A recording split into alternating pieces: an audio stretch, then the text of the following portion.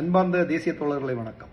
ஏன் கச்சா எண்ணெய் தட்டுப்பாடு, ஏன் சமையல் எரிவாயுவினுடைய விலை அதிகரித்துள்ளது, இதில் ஏன் இந்திய அரசு நிலை தடுமாறிக் கொண்டிருக்கின்றது? அதாவது இந்தியா 84% மேலாக கச்சா எண்ணெய் வெளிநாடுகளிலிருந்து இங்கு இறக்குமதி செய்து கொண்டிருக்கின்றது.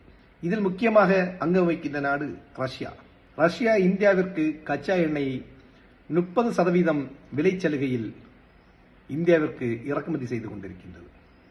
2019 வரை ஈரானிடமிருந்து கச்சா எண்ணெய் இறக்குமதி செய்து கொண்ட இந்தியா தற்போது அதை நிறுத்தியுள்ளது. 2006 வரை இந்தியா 27 நாடுகளிடமிருந்து கச்சா எண்ணெய் இறக்குமதி செய்து கொண்டிருந்தது. தற்போது 40க்கும் மேற்பட்ட நாடுகளிலிருந்து கச்சா எண்ணெய் இறக்குமதி செய்து கொண்டிருக்கின்றது. இவ்வளவு இறக்குமதி செய்தும் ஏன் இந்த தட்டுப்பாடு? உக்ரைன் போர் காரணமாக ரஷ்யாவினுடைய போர் முயற்சிகள் தகர்க்கப்பட வேண்டும், ரஷ்யாவினுடைய பொருளாதாரம் வீழ்த்தப்பட வேண்டும் என்ற ஒரே நோக்கத்தோடு அமெரிக்கா இந்தியா ரஷ்யாவிடமிருந்து இறக்குமதி செய்து கொண்டிருந்த கச்சா எண்ணெய்க்கு தடை விதித்துள்ளது.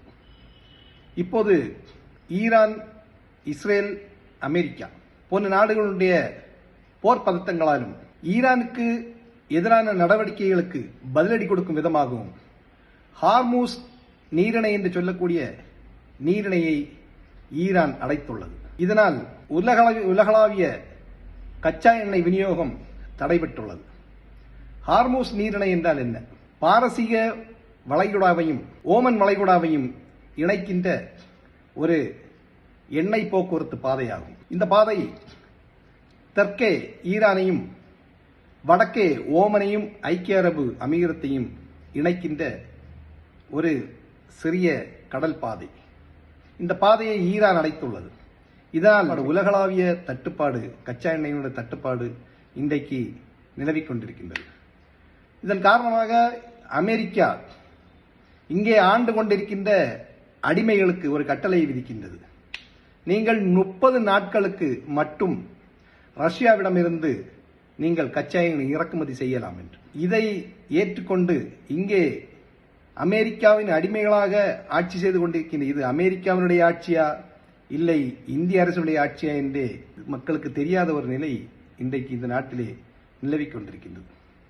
இப்படிப்பட்ட ஒரு சூழ்நிலையில்தான் இன்றைக்கு வீட்டிற்கு உபயோகப்படுத்துகின்ற சமையல் எரிவாயுனுடைய விலை 100 ரூபாய் அதிகரித்துள்ளது.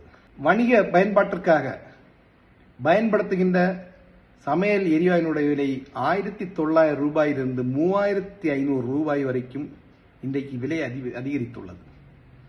இந்த சூழல் எப்படி வந்ததென்றால், சேரக்கூடாத இடங்களில் நட்பு வைத்து இன்றைக்கு இந்த இந்தியாவை ஆட்சி செய்து கொண்டிருக்கின்ற அரசினால் வந்த ஒரே நிலைதான். கூடா நட்பு கேடாய் முடியும் என்பதற்கு மோடி அவர்கள் ஒரு சிறந்த எடுத்துக்காட்டு. நன்றி, வணக்கம்.